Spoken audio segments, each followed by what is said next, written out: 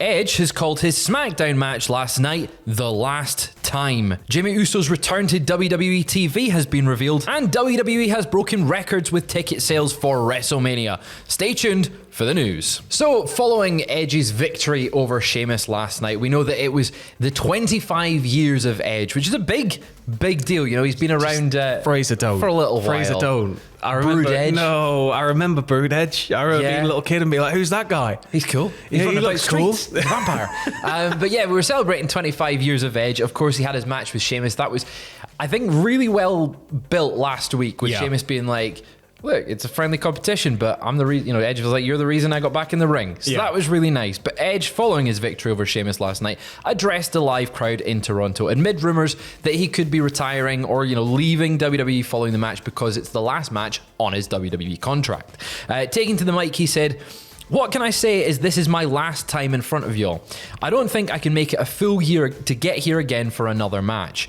I'm just being honest with you." He went on to say, "I don't know what the future holds. I really don't. I got to sit at home this week and lick my wounds and talk to my family and see what they want me to do. But what I can say, Toronto, is thank you." I think the key things there where he's saying this is my last time. Now, obviously he's not saying last match, but it's definitely his last match in Toronto. Yeah, he said. So, like, it's one of those things where you can read from it that Edge is gone. You can read from it that Edge is, you know, you can start jumping on all of those, you know, bandwagons. Bandwagons and putting on all of the outfit and getting ready for Edge to turn up in AEW, which a lot of people are. Yep. But at the same time, you know, all he's really said is, this is my last time in Toronto. So I think WWE would be mad not to throw insane money at Edge. It's Edge. But at the same time, Edge is doing things in different spheres, right? He's in the new Percy Jackson series. He may be looking to diversify his career a little bit more. And so that may mean, if he is to reach a deal with WWE, it may end up being something a bit more akin to a traditional Legends contract where he pops up every now and then.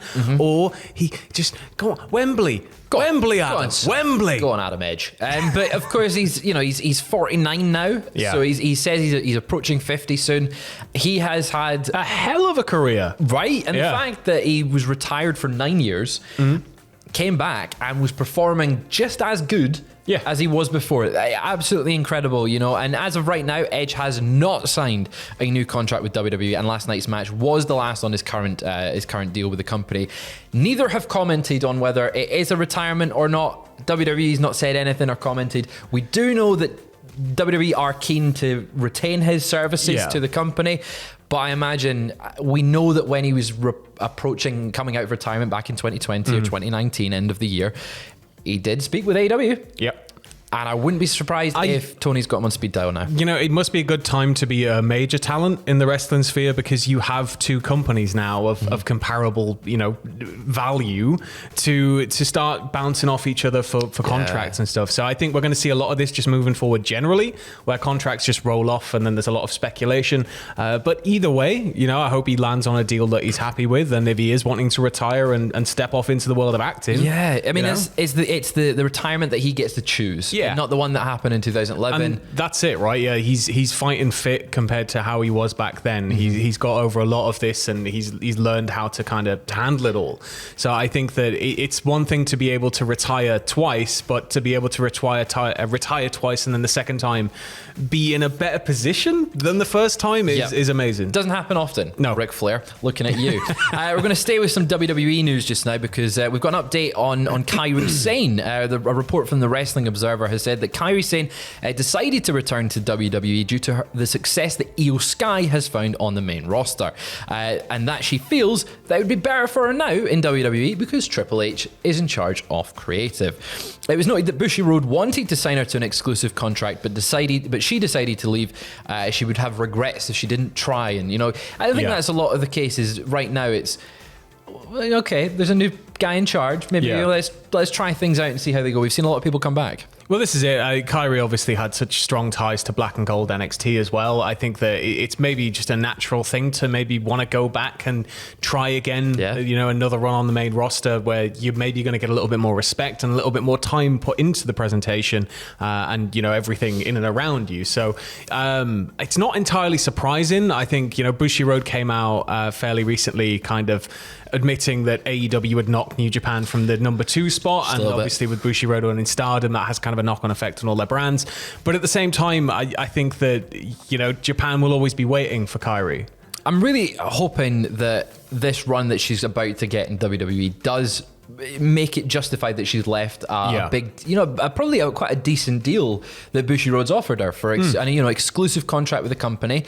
I hope that we get a good push out of it, because she is an insane talent. That obviously she's got the insane elbow, but an incredible talent that was heavily underutilized. I mean, she was great with Asuka. She's somebody who will just be a net, plus, an absolute net plus for any women's division. So, WWE, naturally the relationship's already there. I think that there's so many amazing feuds, amazing matches just waiting. Yeah, well, I'm very excited to see her return to WWE TV. And sticking with returns on WWE TV, it was confirmed on last night's SmackDown that Jimmy Uso will return on next week's show. Heyman had been hyping up on social media that he would address the status of the bloodline. Instead, he received a phone call from a source that he won't reveal, saying that Jimmy Uso would appear next week. He's standing there just being like, thanks, Dave Meltzer of the Wrestling Observer newsletter.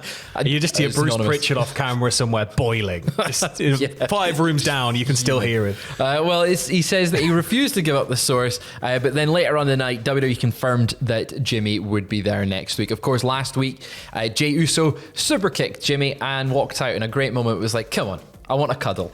And the bloodline are kind of in a bit of a state of flux right now. So it's there's going to be something more going on here with Jimmy coming back. Still waiting on what's going to happen with Jay. But at the same time, I think that anything additional we can add to the bloodline story to keep it, just bubbling away. That's what you want, right? Yeah, keep it exciting. Well, they've been a constant fixture of TV since WrestleMania 39, and someone else who has been a fixture since WrestleMania 39 has been LA Knight. But unfortunately, compared to the bloodline, he wasn't on WrestleMania 39, and he's spoken a little bit about it, hasn't he, Sam? Yeah, so speaking to Daily Mail Online, boo! LA Knight has admitted that he was let down by WWE when he was told he would miss WrestleMania 39. He said there was a whole fever that was starting to pick up around that time, about early March in the lead up to WrestleMania. So to hear that and be aware of that, and then at the last minute hear there wouldn't be anything for me on there, big letdown. But at the same time, what can I do? You got to keep moving, doing my thing. And at the same time, I can understand that though the reactions may be a fluke, this isn't going to last. Maybe it's been 3 or 4 weeks, and maybe it's a flash in the pan. The flavor of the month. It's going away, and here we are months and months later, more than half a year.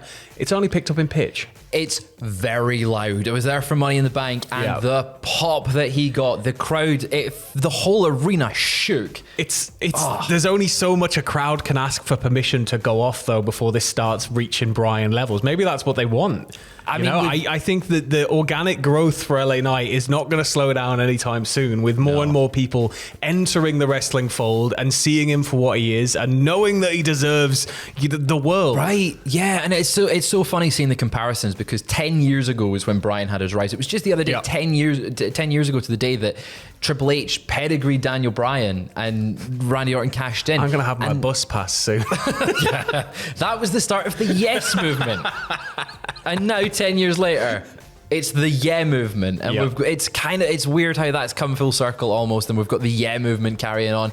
LA Knight is one of the top merch sellers in WWE, so it is only a matter of time. He's breaking records, having, the number 1 t-shirt on the shop. He said then also the number 3, the 4th and 5th, and he's only got 15 items. He just needs that one beautiful feud to turn him into a certified needle mover. And I think once that happens, once it becomes this unstoppable train that is now barreling off the tracks, then that's when it's going to start getting interesting. But it's like, how long can we let this build? How long can we let How it many build? more Triple H PLE, press conferences are we going to be like, we know, he's popular, we get it. There's something, just wait. Yeah, well, I think that could come at WrestleMania 40 because WWE has just started selling tickets for WrestleMania 40 for next April, and they've already broken records.